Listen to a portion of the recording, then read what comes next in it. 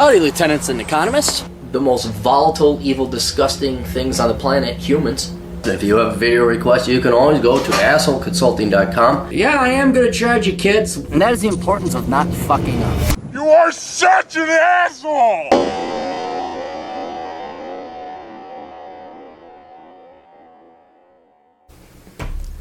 Brandy, this is the third time I've recorded this because this setup is ooh, I love technology. Oh boy. It's not Randy's fault. I've been trying to perfect it, and then the audio setup I got became extra quanta-ha-he.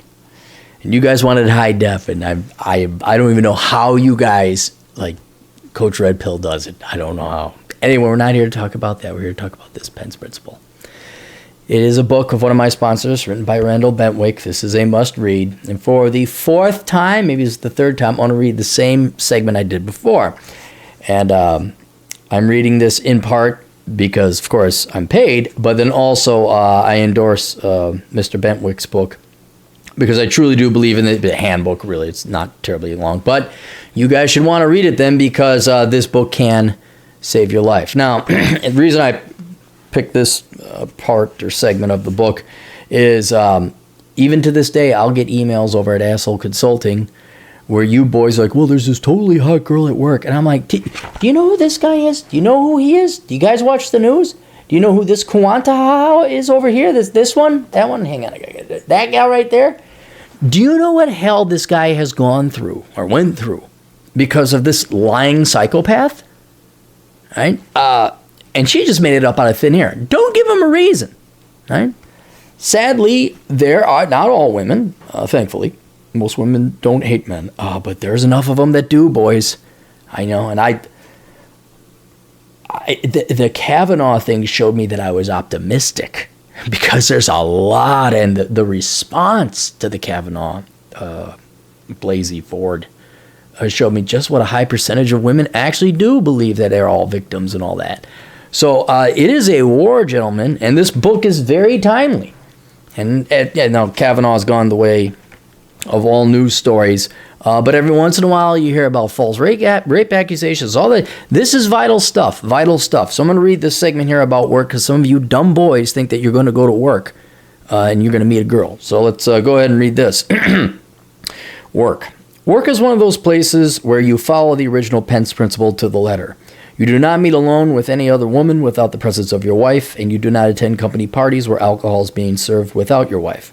This will prevent the majority of any work-related accusations coming your way. However, realized feminists, weaponized women, and especially HR professionals look at the workplace as a hotly contested battleground to fight against sexism, harassment, and hostile work environments. Many of them also look at it as a place to advance women over men. So some tweaks and adjustments, as well as some preventative measures, are needed to make your work life bulletproof against weaponized women, vindictive HR professionals, and false accusations. First, even if it is allowed, you do not date at work. You do not defecate where you eat. You do not throw trash in your own yard. Work should be kept completely separate from your love life as it is a vital part of your life. That needs to be restated again because it's very important. Work is a vital part of your life. Without work, you cannot do fun things such as eat, have shelter, have health insurance, or just plain live. If you threaten your job with an office romance, you now directly threaten your life, all because Bambi in accounting batted her eyes at you. So if you like to eat, enjoy having a roof over your head, and maybe like having health insurance, you go to work, you do your job, you make your money, you shut up, and you go home. That's brilliant right there. There are plenty of girls to chase outside of work. Second, keep work and pleasure separate. Do not attend company parties. Do not attend company functions. And certainly do not attend them if there's booze involved. These people are your coworkers, not your friends. Right there. That sentence is worth the entire purchase. Especially for you younger generations, millennials, Gen Zers. You've been indoctrinated to think that work is your life. And that's your family and all your values derive from. Dude, a job is a job is a job, whether it's a career or a profession or not. You go there to work to make money to live. You work to live. You do not live to work. And I see a lot of you out there, like, that's all you got is work. That's it. You know, in the olden days, you used to form families. Now you guys all have your degrees and your careers. You know, we're going to have what was it? There was a Silicon Valley company that I think went belly up. And it was a cult. It was a cult that when people checked out at 5 p.m., then they hung out at more work events. And no, you clock out, man, at 5, you go home. And then you go live your life. These people are not your coworker. These people are your coworkers, not your friends. There's this weird cultish and push where careerists and people with no social lives use the workplace as a poor substitute for a social life, even a surrogate family. Not that there aren't friendly people at work or that friendships won't form, but you should not make work the primary source of your social life because it complicates this vitally important part of your life. Again, think like an actuary and lower your risks of getting falsely accused. Thank your boss for the invite to the Booze Bash company Christmas party, but politely decline as you spend that time with real friends and real family. 3. Do not be left alone with women. Be it your office, your cubicle, an unattended meeting room, or a conference booth, you do not spend time alone with female coworkers. You do not get donuts for the office with Susie, you do not get lunch with Jessica, and you sure as hell do not go on business trips alone with Bambi. I don't know anyone who's ever named their kid Bambi. 4. While it's likely impossible to never be alone with a woman over the course of your career, revert back to the tactics listed in the dating segment of this handbook. Always record conversations you have in your office.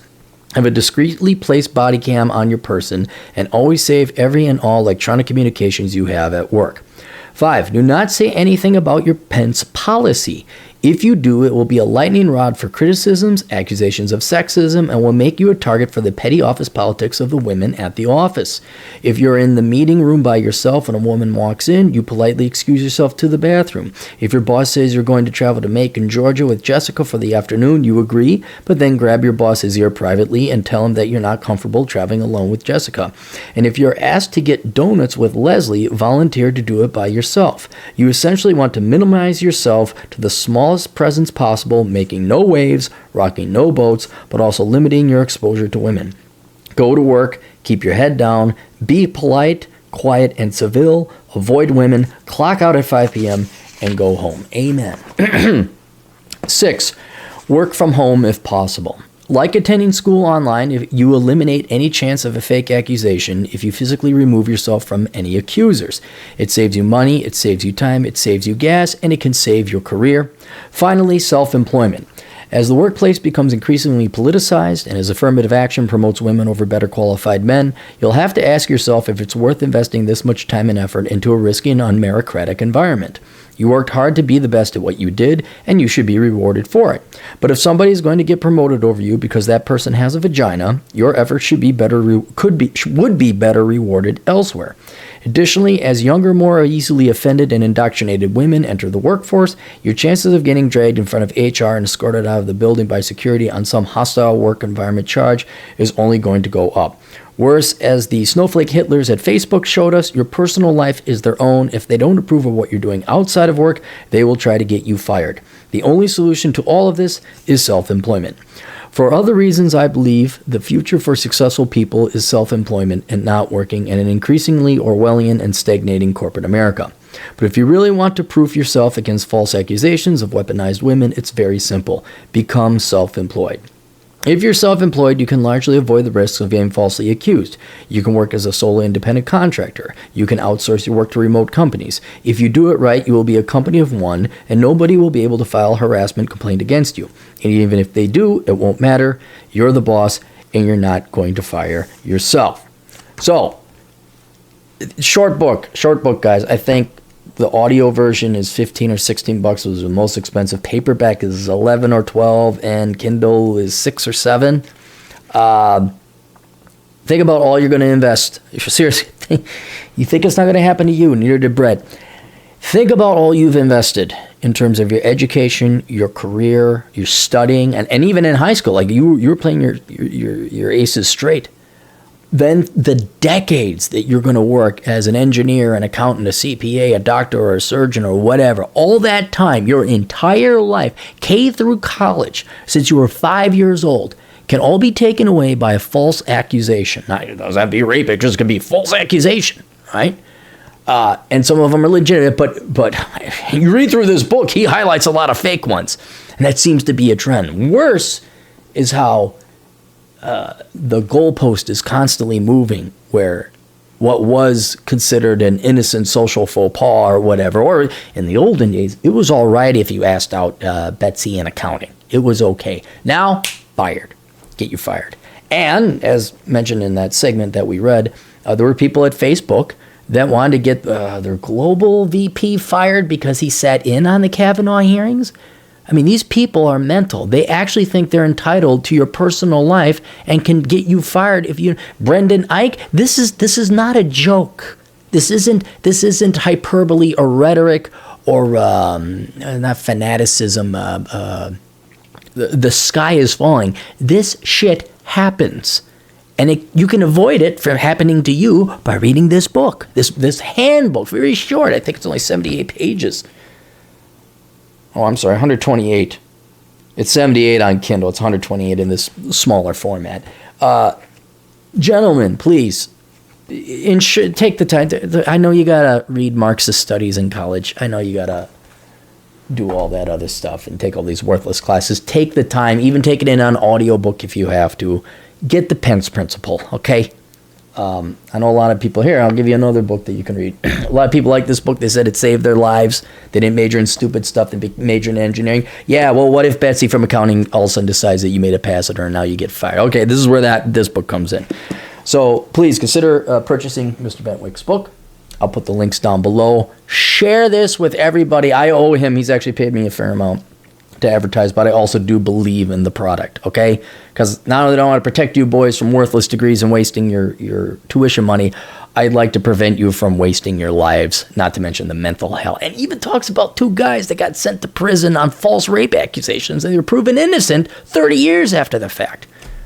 Protect yourself, boys. Protect yourself. Share, like, and all that other stuff. We'll see you guys later. Toodles.